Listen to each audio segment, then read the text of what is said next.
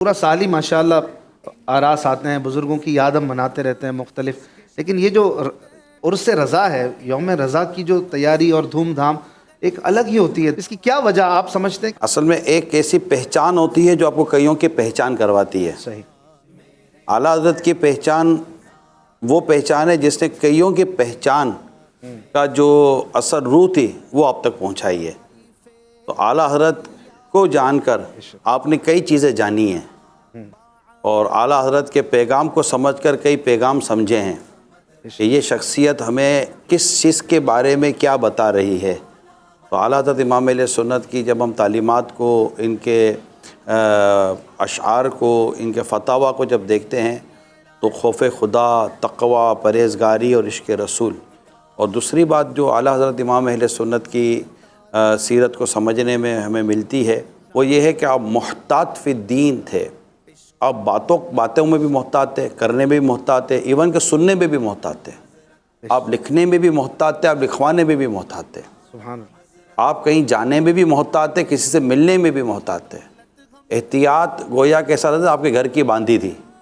کیا بات۔ آپ ہر چیز میں احتیاط کے پہلو کو سامنے رکھا کرتے تھے، کب کیا بولنا ہے، کیا لکھنا ہے، کب مطلب کہ کس کو کس طرح کا فتویٰ دینا ہے۔ یعنی ایک ہی مسئلہ کسی جگہ سے آیا، وہاں کا فتویٰ اعلیٰ حضرت نے دیا تو وہاں پر اس انداز اور اس مزاج کی ضرورت تھی۔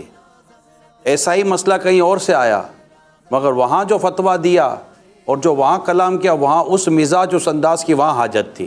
تو یہ اعلیٰ حضرت امام اہل سنت ہے۔ تو ان کا جب عرس آتا ہے تو پھر ظاہر ہے کہ اب جس طرح اعلیٰ حضرت کی یاد منا رہے ہیں تو اس میں عشق رسول کی بات ہوگی، محبت رسول کی بات ہوگی، محبت صحابہ کی بات ہوتی، محبت اہل بیت کی بات ہوگی۔ یعنی ایک ایسی ذات کہ جس ذات کا ذکر کریں تو ان تمام تر مبارک ذات کا ذکر کرنا ہم پر لازم ہو جاتا ہے، جو زبان کو ایسا تر کر دیتی ہے کہ بس لطف و لطف و لطف و لطف آنا شروع ہو جاتا ہے۔